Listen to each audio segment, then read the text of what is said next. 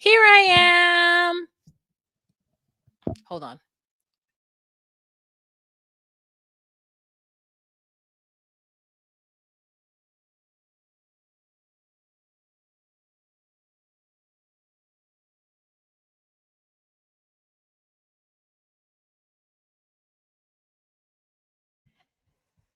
My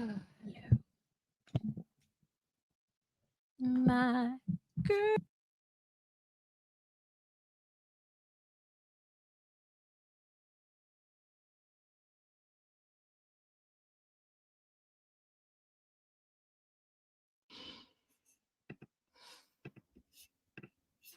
My girl.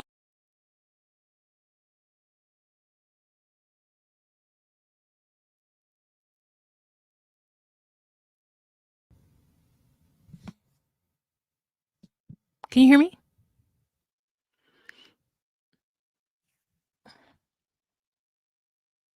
Okay, great. Hey, Babs. Hey, Jasmine. I need to do some stuff while I wait for people to come in. Okay, I'm gonna put this here. It's far from me, but I need to do some stuff before people come in because I'm real ashy right now. If you are hashtag replay gang, please check the description box below. Ugh. Okay, so what I'm putting on my face is First Aid Beauty Ultimate Repair. I put it on my face because it is like intense hydration and it has colloidal oatmeal in it. And it's the only thing that when my sister has a kind of hive breakout, it's the only thing that works for her. And it is super like intensive. Moisturizing. I got home from work at about 11 a.m. And so I watched 90 Day Fiance. I watched a little bit of Bridgerton. And then I was like, oh, I'm going to shower before I talk to my girlies about 90 Day Fiance, right?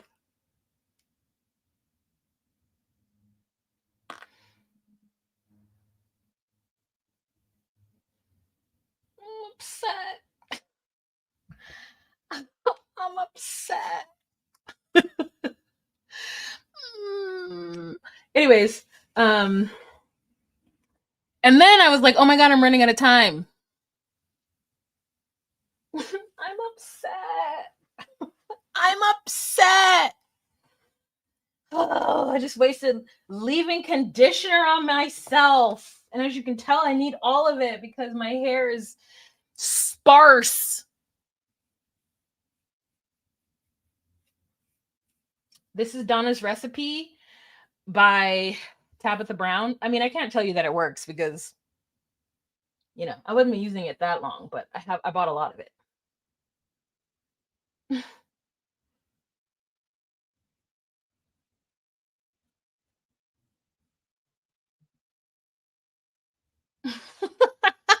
Anyways, so after this, I'm going to bed. After this, I'm going to bed. Oh, so excited for sleep. I work, I don't know if I told you guys, I think I did. I work Sunday through Wednesday, 12:30 midnight until 10:30 or 11 a.m.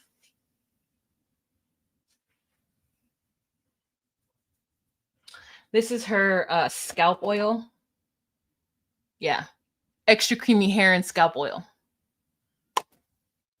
So I need some on these edges, girl. The edges are disappearing. Oh, thanks, Mickey.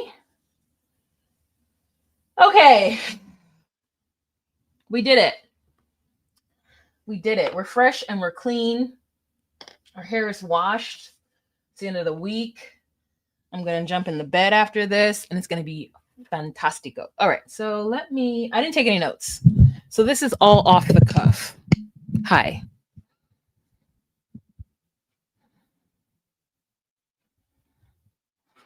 Let's bring you a little closer. Let's get more intimate.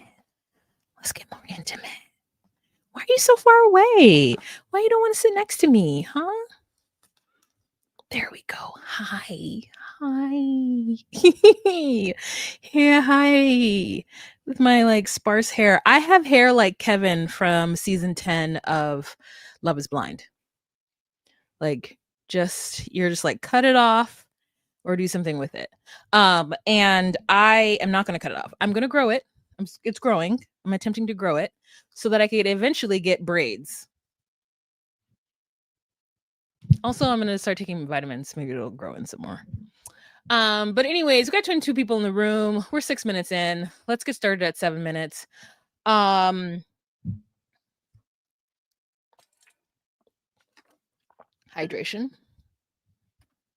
Ooh, I feel so beautiful with braids. I bought a braided wig. I look so cute. It's only 18 inches though.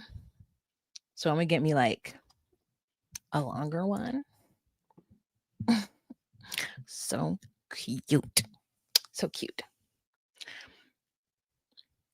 Donna's recipe vitamins. I don't know if they're gonna work. I need to try like Nature's Best or something. You know what I mean? Like I can't do. I need a real vitamin. Me too, Jasmine. Hey guys, it's Wahima, but just call me Wah. Melanated. Welcome to my recap of 90 Day Fiance Before the 90 Days. This is season 8, episode 13. I don't know what the title is, but I'm Wah. I do recaps of relationship reality TV shows such as 90 Day Fiance, Love After Lockup, Love is Blind, Seeking Sister Wife. So if you are at all interested in that content, please go ahead and subscribe to my channel. And if you feel like sharing this video, not this one, share another one. Share one where I look better. With any of your, friends on social media, please do so. Tell your friends about me. I'm here. I'm here for it. I love it. Otherwise, let's jump right into this episode. I'm now using the free version of StreamYard, so I no longer have the ability to post a picture or have my logo or do anything. So if it looks a little like less melanated or less logo-y, that's the reason why. One day. Okay. That being said, let's jump right in with the first couple, and that's going to be Cornelius Bollywog and Annalyn. Okay. Cornelius Bollywog, as we all know, he's just like such a Delta man that it bears repeating. And I feel bad for Annalyn. So we start out this episode where they wake up the next morning and we find out that she has a cat that has a cone around its neck because the cat got sick in the middle of the night. And they end up taking care of the cat. And the next morning, that same morning, they have a breakfast with her mother. And her mother makes every Filipino delicacy you could possibly. There's lumpia. There's noodles, there is like adobo, there's all the specialities. She pulled out the stop. Mama was up in the morning seasoning and cooking and bacon. Okay. And he's like, well, this doesn't seem like breakfast food. And I was just like, you know what? There were eggs. There was eggs in that adobo. And I think it's interesting, and I don't know about other cultures. I don't know what's exactly breakfast food for other cultures. America has a very distinct idea of what breakfast is. So does like Britain, but not all cultures have that. Sometimes you wake up and you have plantain, and then you have lunch, and then you have plantain again, and then for dinner, guess what? There's also plantain. You know what I mean? Sometimes you wake up and you have the same thing for every meal. And I don't necessarily know that that's true in the Philippines, but in this special instance, mom wanted to make all the delicacies. And so they had them, and I was here for it. So they have that, and mother's like, hey, I really worried about my daughter. Are you going to like live here, or are you going to take her with you? Like, how long are you going to be here? He's like, I think I'm going to be here for like maybe 3 more weeks. And I thought to myself, do you have an open-ended ticket, or is it that the producers told you to not give me absolute dates? Like, what is it? I always wonder that with 90 Day Fiance, like why they never actually say like the actual dates for things. It's always like shrouded in some kind of secrecy, and I never know why. Anywho, so he's like, yeah, and the mom's like, well, I just worry that you're just not gonna ever marry her fully and like live with her and bring her to the U.S. and my poor daughter, and like I'm worried about that. And he's just like, so for him, this is like a trial run. Like he still is like, well, the jury's out on whether or not I'm gonna stay with her. Like she gets on my nerves, and she's not the wife for me. And I said, you are not gonna get another wife that is for you. You would have to get somebody who A, has low self-esteem, and B, is totally obsessed with you. And I don't know that that is in your cards. And I don't know if that person, maybe she's in your cards, but like, I don't know that you'd like her back. Yeah. So they, and we still haven't seen him tell her that he thinks he's being taken advantage of because her apartment is so nice. Oh, I forgot to say that he went to the bathroom in her toilet and did not put his toilet paper in the right receptacle and stopped up her toilet. She's like, I don't want to see your big American poop. And I said, I agree with you. I agree with you. It's 'cause, like, they're just getting to know each other. They're just getting to know each other. So, anywho, so the next scene I think that we see with them, and you guys can correct me if I'm wrong, is he's laying in the bed and she's frustrated that his clothes are everywhere. And I thought to myself, he got real comfortable in his apartment that he felt was too fancy.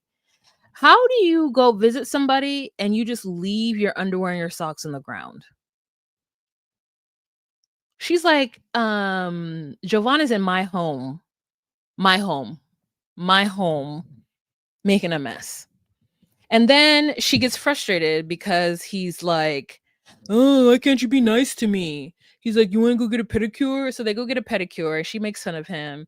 And he's getting his feet like done by a very lovely woman who the camera keeps panning to. And I don't know if it's because that woman is the one who speaks enough English to understand what's going on. And so they want to get her reaction. But it's interesting that they choose to do that. Hey, grown ass woman. So, anyways, uh, he ends up telling Annalyn that, you should be nicer to me. When I first met you, you were more sweet. And she's like, you should be a better husband. When I first met you, you weren't listening to those dumb podcasts. And then she's like, if you want a happy wife, don't be an asshole. And I said, you know what? It's a great point. And so he says something to her that upsets her immensely to where she tells him, don't come home. And I was like, girl, he ain't got nobody to be with. And he's paying for that house. So as much as I don't want to side with him, don't be ridiculous that I have to side with him. Don't be ridiculous enough to where Gabby, I didn't know you were pregnant. Gabby, I didn't know.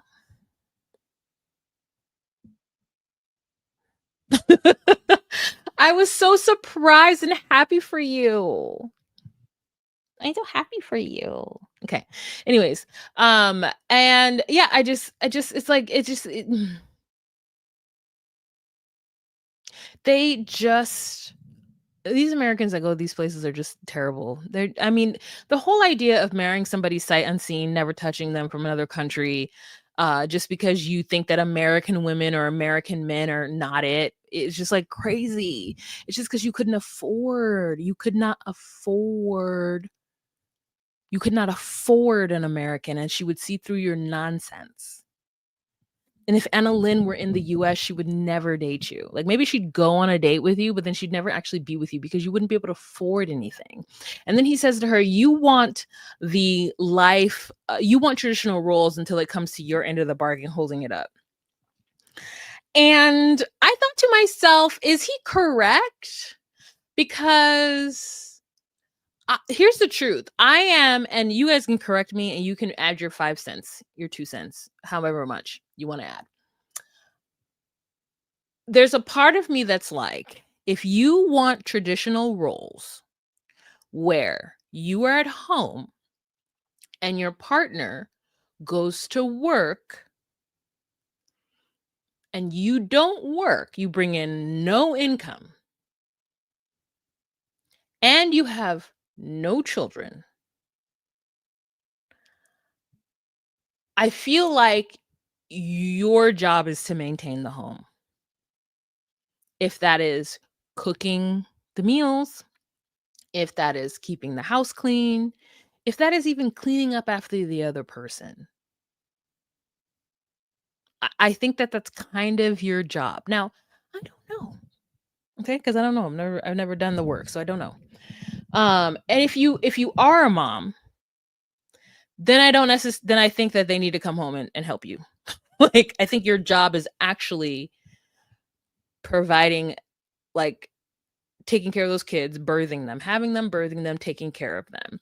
And then when they get home from work, they have got to help you do housework. Like, I don't think you can be I don't think it's equal like that if you're not a parent. So I'm like, you got to pick up that man's clothes from the ground. Now, if I did not want to pick up that man's clothes from the ground, that would have been established early on. Of like, hey, this is what I'm going to do, but I do need you to clean up after yourself. Like, blatantly just like leaving things around for me to do is, if you don't see my clothes on the ground, then you can't leave your clothes on the ground. Like, put the cap on the toothpaste and put it away. You know what I mean? Like, I'm not going to do the mundane things. Like, I'm not a maid. You know what I mean? Like, I'm going to keep the house clean. The chandelier won't have any cobwebs. You know what I mean? The rugs will be washed. Between the banisters, you know, that'll be dusted. The grand piano is going to be sparkling. The house is going to smell great when you get home because I've cooked a meal. But you can't just leave things around the house willy-nilly because you don't have a maid, you have a wife. So, like, you know what I mean? Like, I would do that. So I'm just like, yeah, we'd have that conversation. That's it. And I'm like, don't make me agree with him ever, Annalyn. Don't make me agree with him ever. Instead of just nagging him, divorce him. Ask for him for a divorce. Get back to work. Do what you got to do because he's never going to change. He's too grown to change. He's too tall and too grown to change. And he thinks that he's right. And then he tells her the shittiest thing I've ever heard anyone say. Don't get too comfortable. Oh, babes, we already signed documents. We already signed papeles. We're in here. You know what I mean? We're together. We go together real bad. What do you mean don't get comfortable? I wish a husband would tell me don't get comfortable. I've already gotten comfortable. I was comfortable enough to sign this document. Oh no, babes. No. No. I am so comfortable I'm almost falling asleep because I'm married. So I'm going to get real comfy wumfies. Okay? Snuggle wuggle. Okay? Bug in a rug. Joey in a pouch. You know what I'm saying? Like, real comfortable. Marsupial style. You are not going to tell me to not get comfortable. And we've signed papeles. Okay? That's crazy. So, anyways, there's them. Don't get comfortable. Never that. Boo. I need you to relax. I'm real comfortable here. Okay, next couple that we are going to talk about is Burcon and Bridget Jones. Okay, so Bridget Jones and Burcon are in a cab, and she's like, "I'm so excited! You're taking me to the next place. You know how much I love architecture and art and literature in Turkey." And they just came back from somewhere. Now they're going somewhere else. And Burcon has this great surprise for her. And they're getting along really well. And they go to some ruins. And I can tell you, I am so uninterested in ruins. I guess the Greek, they came to Turkey at some point and they built some stuff. If it's not a Mayan temple, if we are in the jungles of South or Central America, I'm not going to see nobody's ruin. I don't care. I don't care. even though it's an architectural feat.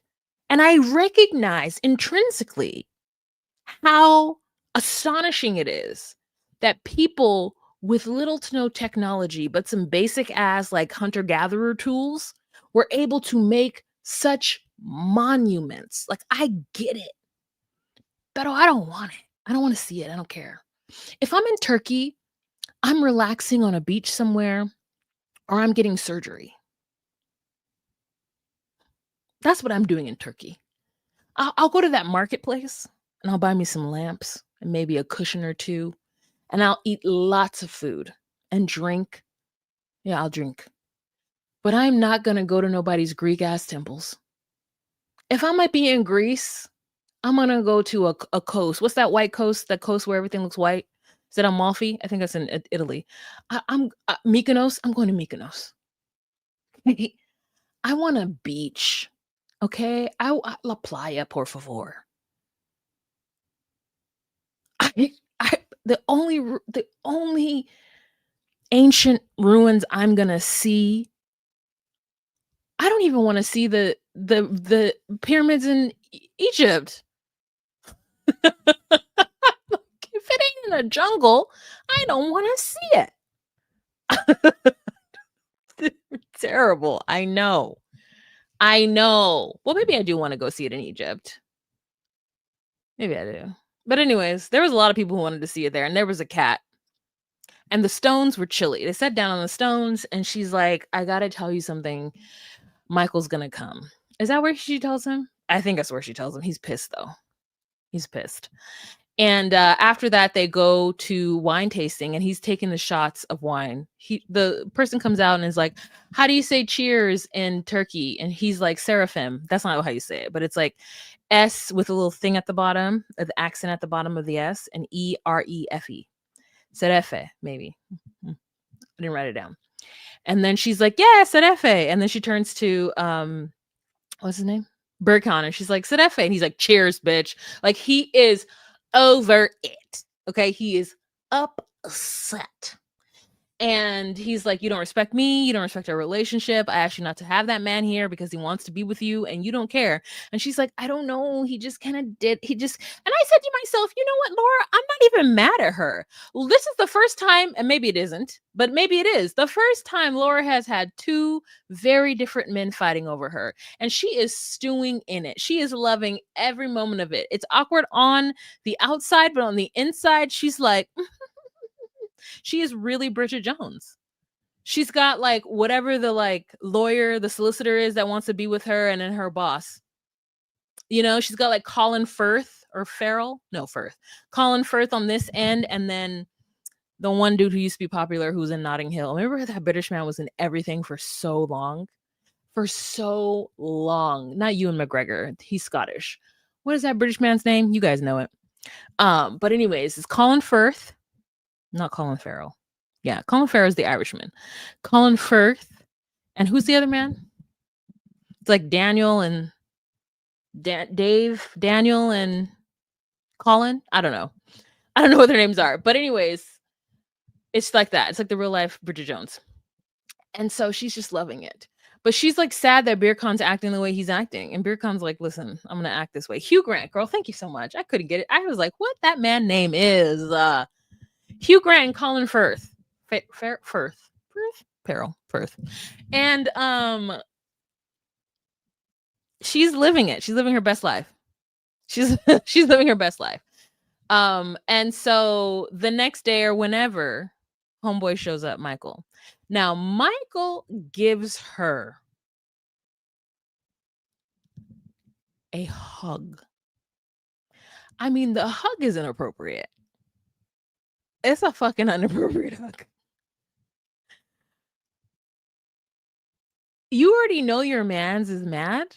You already know your mans is mad. And you gonna give that man, you gonna let that man hug you and rub your back like you're a baby needing to burp? Laura, of course you know what you're doing. You know what you're doing, girl. I see you. I see you, girl. You know what you was doing. You know what you were doing. You naughty, naughty girl. You naughty, naughty. Okay? We see you. We see you, Laura. We seen you. And Burcon is pissed. So then she's like, what do we do? Do we do tea? And then Michael comes in trying to like make everything better as though he's not an unwanted guest in this Airbnb. And he's like, what do the men make the tea and serve the women?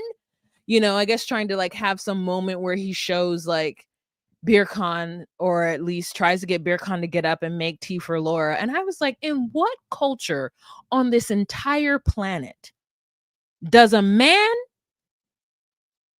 and his rival go into the kitchen and make tea and serve it to the woman of their heart?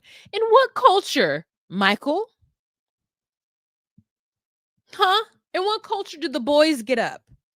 And Burcon's like, I'm not a boy. I'm a man in my culture. I said, Michael, now. I said, Michael. Michael? I said, what? In what culture does any man get up and serve a woman? I mean, there might be some, but tell me, because right now I'm at a loss. What are you talking about, sir? And so he's thinking that he's going to bogart this man's home, Airbnb space, even though he knows that man don't want him there. So it's so weird to me. Here's what it is. It's passive aggressive. It's like big passive aggressive. It's like, you know that man don't want you there. You show up anyway in the guise of wanting to save your friend. And then you get there and the man is manning. And you try to act all cool like a cool homeboy. Oh, that's what we doing, Michael? And so then he's like, what you watching? And Burcon's like, Scarface or The Godfather, some violent movie. And he's like, do you like American classic movies? And he's like, no, I like violence. Do you like violence, Michael? And Michael's like, I said, Michael, what did you, I'm sorry.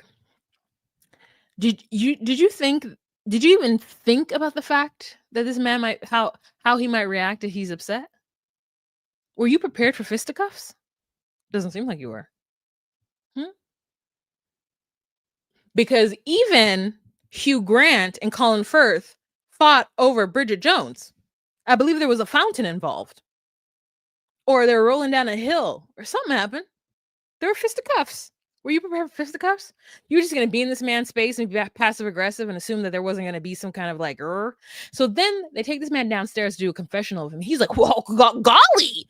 Oh, well, golly, he's sitting on the couch talking violence with me. And then I said to myself, you know, that is like, that is akin to like white woman tears.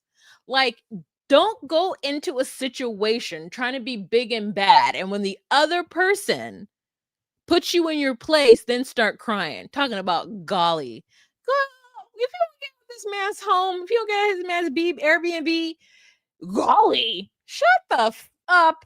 Shut up. Shut up. Don't say golly in my presence. Don't do that.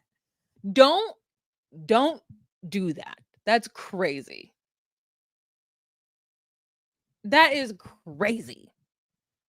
You had big balls, and then when you found out the balls are bigger, now you want to be like, well, he's talking violence. Golly.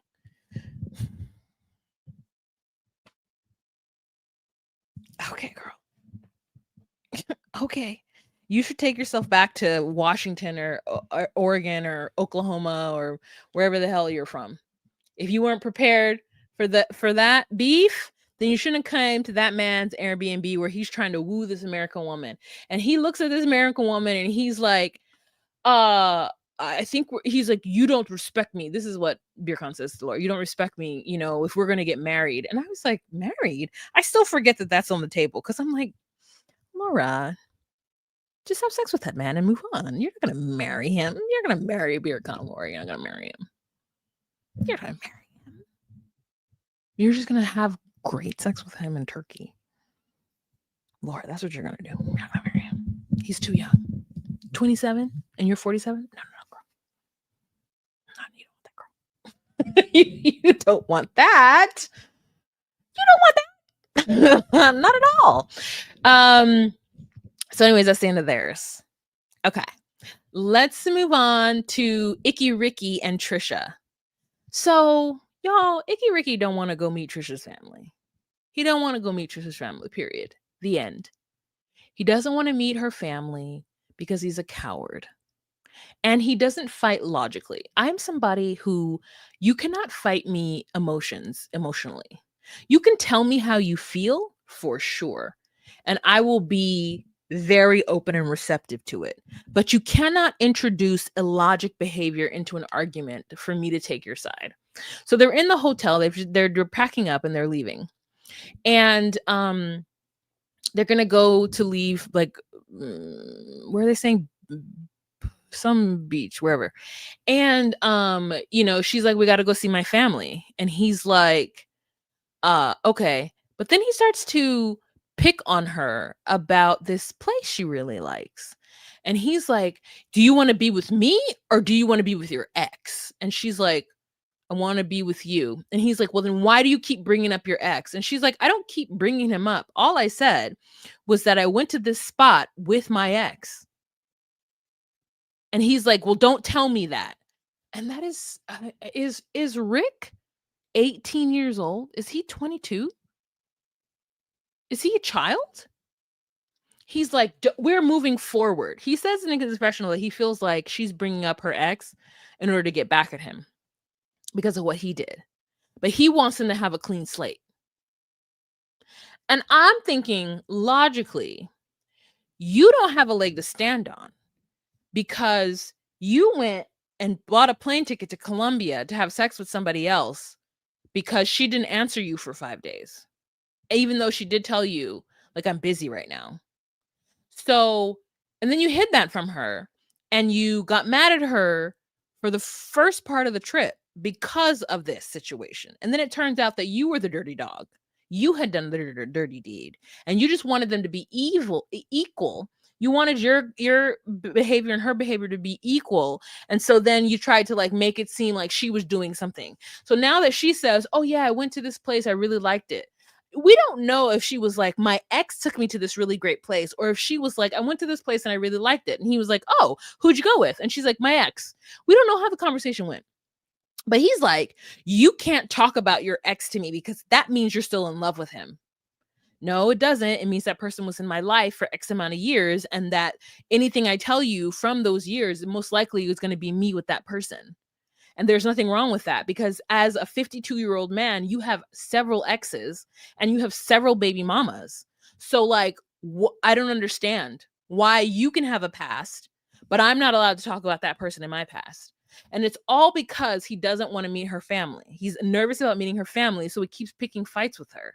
And I can't be or be around anybody who is not emotionally intelligent, who's not able to isolate why they are mad and really get to the root and the direct issue of what's going on. Before you come and spew any of your nonsense at me, please check yourself. Check yourself. Because he's not checking himself and he's just creating scenario. I mean, we can say that he's creating scenarios and these are his big fears. And so he's just saying something and lashing out, whatever. But right now it feels very pointed and malicious. It feels like he doesn't want to go see her family. He's nervous to go have to, like, tell these people that he doesn't want her to have kids. Because that's basically what he's saying. I'm going to get with your daughter, but I don't want her to have kids. Because I'm done with that. I just actually want to play around with her until I'm too old. Until I'm old. Or until I find somebody else to play around with. Like, I'm not interested in having kids. I just want to play around with her. Because that's what he's doing. He's with somebody who's made it very clear. I'm going to sneeze. Hold on. Very clear that they want kids. And he's like, I don't want to. And then he says that he loves her with all his heart. And I'm like, you don't love her. You may love what she represents. You may love how she makes you feel because she's 25 and you're 52 and you're trying to live in some bygone years. Like, but the truth is you need somebody who's in their late 40s, early 40s, already has kids, doesn't want kids. But you want to feel good by being with somebody who's 25 years old, like an icky Ricky. And so she's like, okay, he's like, I really want a commitment from you before I meet your family. So you can't talk about your ex. And she's like, okay, Rick. Okay. And I'm just like, Trisha, what is in this for you? Is it that you don't think you can meet another American? Because you can, babes. You absolutely can. Also, your DMs are probably flooded right now. Hope you broke up with him because your DMs are flooded with men who would happily, maybe even young men. You need to get you like a Jabri. Is that his name? You need to get you like a Jabri. Get you like, what's that weird one who lived in LA who brought that Eastern European girl with the twin over? They got divorced. He's ready. I'm going to sneeze again.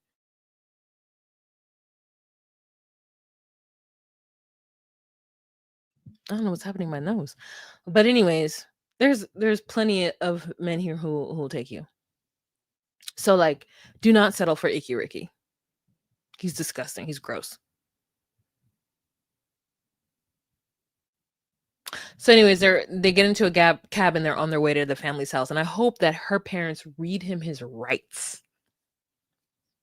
Okay, next couple. Let's talk about Elise and Daniel, Josh, who knows what his name is? David, who knows?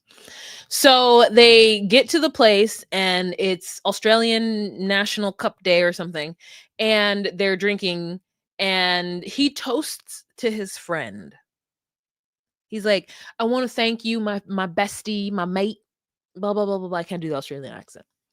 And so she's like, they take a sip, and then she's like, I feel like you just toasted to your friend, and I've been here. He's like, you're right, you're right. So then he toasts again. And I was like, this man is too immature for you. Like, Elise is immature, but like he's far more immature than her. So it's on her like 40th hour of being awake. And they finally, do their little drinky drink, and then they get back to his place, and she's like looking around. She's like, I want to go to sleep. And she gets into the bathroom. There's only one towel.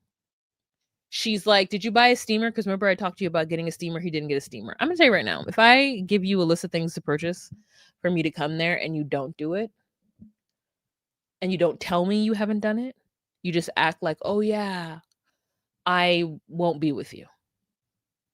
I cannot do weaponized incompetence.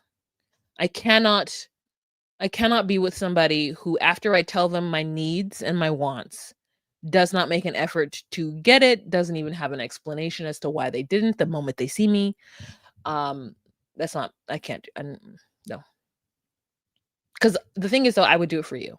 If you even like mildly mention something that you like, I'm going to get it for you.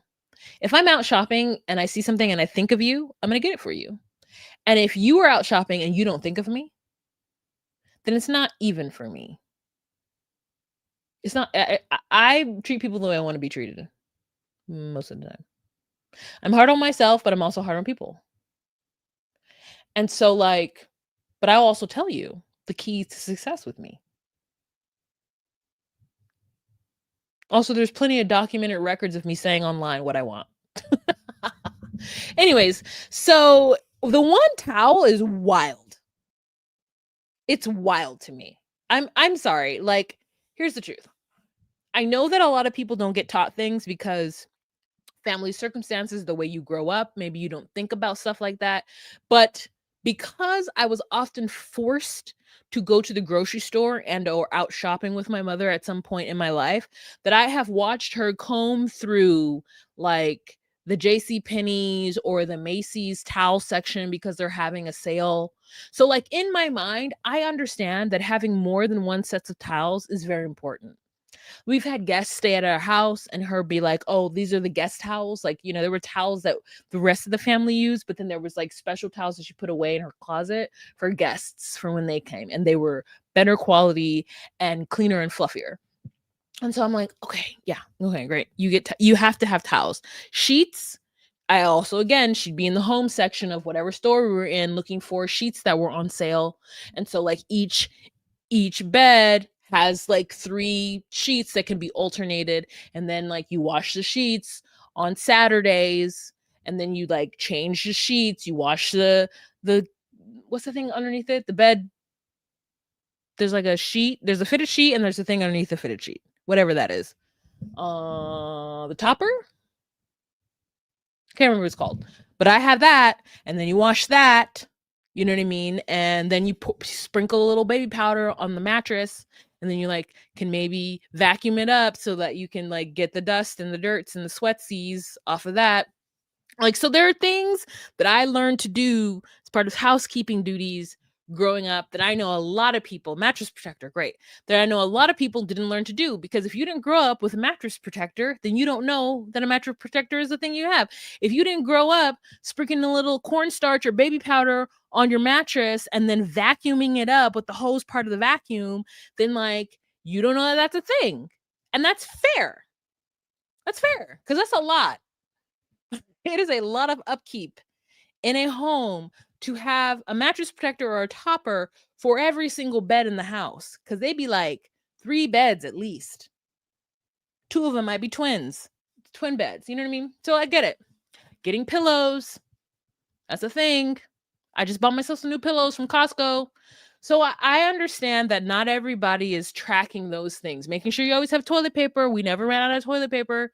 It was never one of those households, because my mother was always like, we need more toilet paper, because the toilet paper was kept in one central area. If you got the last toilet paper, you need to tell her that there was no toilet paper. If you didn't, there was hell to pay. Same with paper towels. We didn't run out of that stuff. Same with these kind of towels. Hand towels. We didn't run out of that stuff. So what do I have? An overabundance of these things in my home. I can show you a whole pack of washcloths that I bought from Costco the other day. Who lives here? Me. By myself. When the white hand towels or the white washcloths get dingy, I throw them away. I got more. I buy more. Is that expensive? Yes. Can everyone afford to do that? No. Did we do that? Absolutely not. Our hand towels and our face towels used to be hard AF before they would be thrown away. And they wouldn't even be thrown away. When they were hard, like after getting out of the dryer, still hard,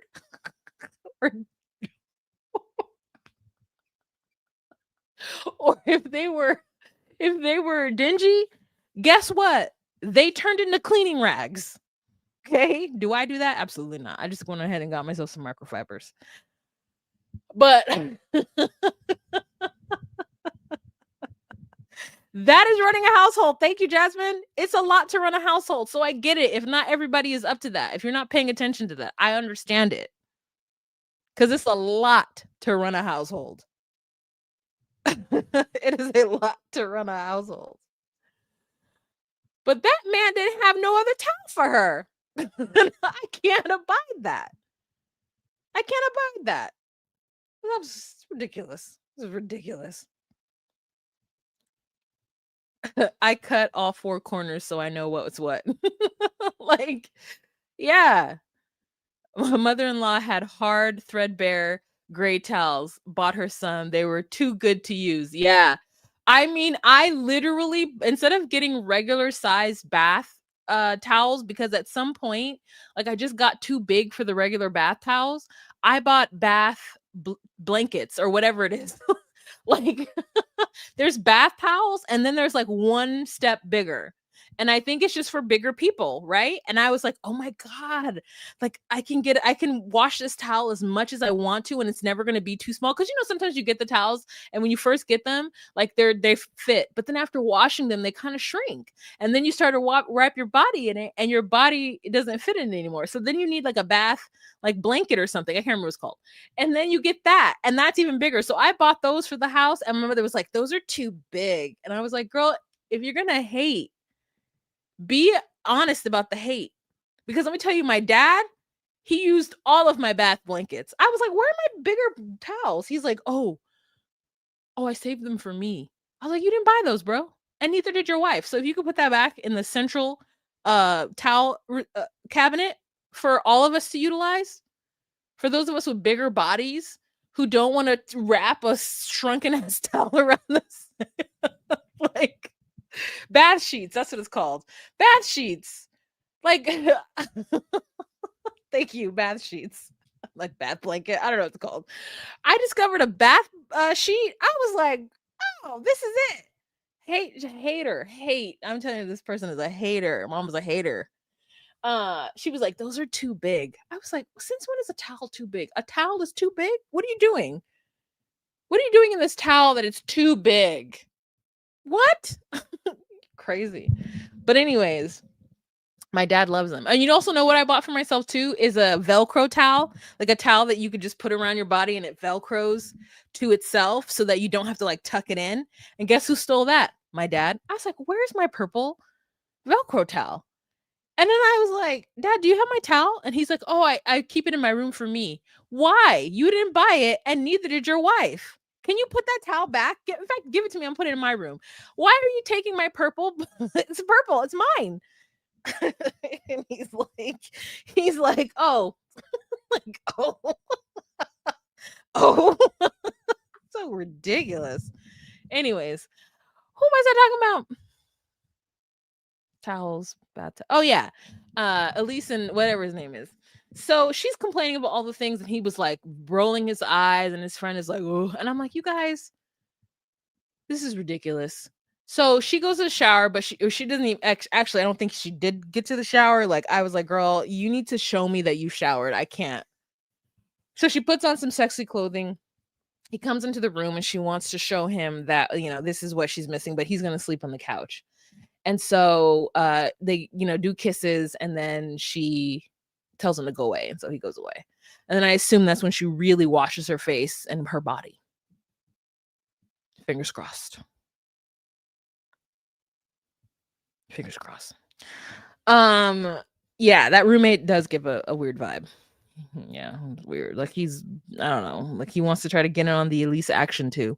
Okay, so or he doesn't like Elise. Like I don't know, it's weird. I'll judge it more next episode when Elise really pulls out the big guns. I said if Elise wants to be on reality TV, she's gonna make her mark and she's gonna pull out the big guns immediately. She's here for the long haul. Okay, so then let's move on to Emma. So Emma is a resourceful ass little skinny girl. Okay. She's like, I'm so glad. I'm so sad that Ziad left me in the middle of the desert. She calls her homegirl and she tells her homegirl the story. And the way she makes it seem is that man just left her desolate, like next to an oasis and just drove off into the sunset. That she was like shivering at night and he just left her. And but really, she's resourceful. She asked the person at the front desk of the encampment how to get back to Marrakesh. She calls and she books another riad because she didn't want to stay in that same riad. And she gets herself back to Marrakesh in her new riad. And then as we see her, she's like making tea and it's too hot for her hands. And she calls her bestie. Not her sister. I wanted to see her sister. She calls her bestie, and her bestie's like almost crying for the situation that's going on with her. And then she's like, can we just be done with Morocco? And she's like, no, I don't want to be done with Morocco. And then they have a confessional with her, and Muhammad calls her. And so she's talking to Muhammad. Muhammad asks her if she's there with anybody. She says no, which is technically the truth, but also basically a lie. And then she's like, I don't have a boyfriend. And then he's like, I want to meet you. And I'm like, girl, he just didn't call you out the blue. Like you reached out to him. You reached out to him and said, hey, I'm in Morocco. What are you doing? And he responds to her. And she's looking at the camera like,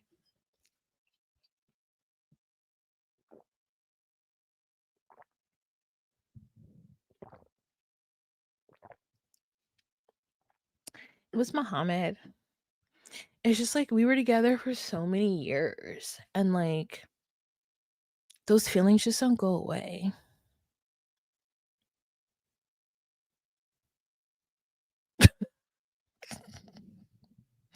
And I said, you know what, girl? 27, you got it. You got it. Live your life. She's living her best life. Live your life. Do what you gotta do in Morocco. Okay, the food is delicious. Okay, so now we've got the Nollywood premiere of Lisa and Daniel. I am sleeping with another man's wife. So wake up the next day. And he's like, Lisa, she's got her own room. And, you know, I just left her to do it. But now she wants to talk to me. And so then Lisa's like, I haven't talked to Daniel. And I got my own room. And so I have to beg Daniel for his forgiveness. And so then she puts on her best outfit. Okay. She pulls out her like best little sandals that wrap around the leg. her red sandals and her blue outfit, and she goes to meet Daniel. And Daniel's like, I did not sleep because I was crying my eyes out all night. And the camera pans to him and his eyes, and those look like a restful set of eyes. Okay. He's like, oh, I have this entire air conditioning big ass bed to myself. He slept good last night. There was not a tear in his eye. And she's like, you did, Daniel? And he's like, I was crying because there's just so many traditional things that must go on. And she's like, I need you to forgive me, Daniel. And he's like, we have to tell my uncle. I said to myself, is Daniel a Nollywood actor? Is Daniel trying to be in a Nollywood film? Have you guys seen any Nollywood movies? They are hilarious. Only because the budget is like $5,000 plus a pot of jollof rice. Like it is the most low budget of films I have ever seen, and the situations be so seriously crazy. I mean, I mean, as a person who has one side of the family who's foreign, like I've seen Nollywood movies, and I have just been like, they are literally the same budget as like a 1970s like B movie. It is so bad. There'll be like shots or like, you know, somebody's rich in a mansion, and you can tell that this house has little to no furniture, because as this person is walking on these tiled floors, it's just echo, echo, echo, echo, echo. And I'm like, is there even a mic? Do they even have a mic? Or are you just using the mic on the actual camera? I mean, the stunts, hilarious. If you ever get an opportunity to see a Nollywood movie, just watch it for the sheer terribleness of it. And the storylines will be crazy, but they are so dramatic. And it is Daniel to a T. Just dramatic, man. And lying. Daniel could not wait for a scenario to arise in which he could have the upper hand against Lisa. And she let that happen by not being honest with him in front. Like, he's like, I don't know if I can do it, Lisa. I don't know. There are traditions. And then she's like, well, Daniel, I booked a surprise trip, and I really want to go for us to get back to where we are as an apology, Daniel. And he's like, I don't know if I can go somewhere. And she's like, it's 2 hours away. And he's like, okay, I will go. But no sex and no kissing. Don't touch me. And she's like, Daniel, I need you to not tell your uncle right now. And he's like, I don't feel right not telling my uncle. I must tell my uncle that I have been sleeping with another man's wife, because we have traditions here. We have traditions, and I am a Christian. And I have gone to the shaman to get my horoscope told by chicken bones in my Christianity. Lisa, you have put me in an in position. This is a tragedy, Lisa. What has transpired is a tragedy, and I will accept no apologies from you, Lisa. But I will go to this resort with you because I am curious. Don't touch me. Lay not a hand upon my personage. Personage.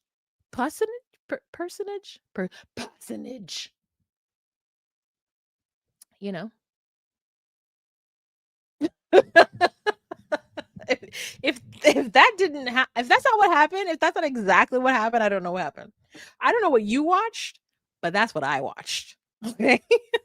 I don't know what you saw, but I know what I saw, and that is what I saw. So then they get there, and then there's this whole spider thing, and he's like, stupid woman, you scared of a spider. And she's like, Daniel, no, Daniel. So then they wake up the next morning, in the same bed, and she's like, "Hi, Daniel, how'd you sleep?" And he's like, "I did not sleep a wink because you were crying all night." She's like, "It's because I was so sad, Daniel, and you held me all the way to sleep." And she's like, "I cried myself to sleep last night." And I wanted him to say, like, "You are wailing the tears of your ancestors. I did not sleep a wink." And he's like, "It's because I held you." And she's like, "Yes." So then they wake up and they go walking, and she's wearing a really cute outfit. And she's like, "I booked this resort and it looked nice on the pictures, but it's desolate. No one is here." And that's a good thing because I still have things to tell Daniel, and we get time alone. So then they ride on these rickety ass, rusty ass bikes, and she chooses not to pedal on these bikes. And I was like, "What's wrong? Why are you pedaling?"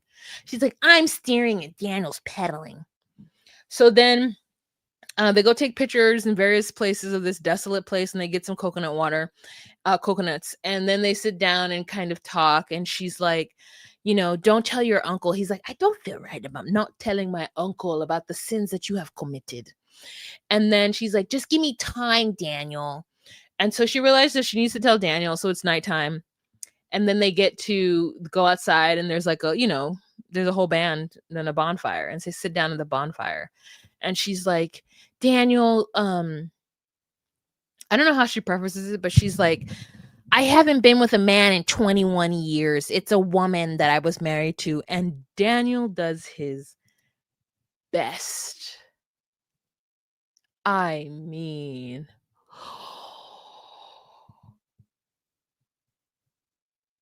it hurt me so much just doing that right now because that is what Daniel did. I saw the whites of his eyes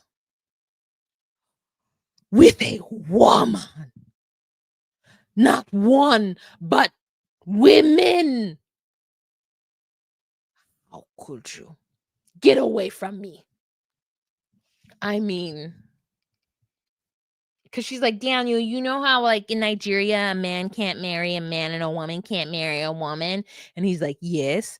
And then she's like, "But in the US, they can." "I have heard of that. I have heard this." She's like, "Well, you know how I told you that I was married for 9 years? It was to a woman. And I haven't been with a man in 21 years. This man, like, just like a British aristocracy, like, young woman who's just coming out into the world to give a Bridgerton, like thing. And he just is like, "So, how dare you?" And the truth is that him and Lisa go live all the time on TikTok. So we know they still talk. They're both really enjoying, the limelight that they are enjoying. This is Lisa recently. Now, the wig doesn't look bad. But I will say that at this point, because she's doing so much, she's gonna need to get some eyelashes.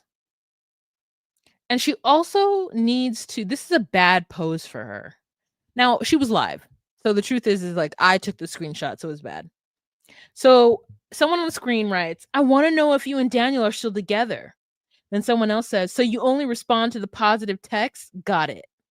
Then someone else says, "Did you get paid after the show?" And I was like, what is wrong with people?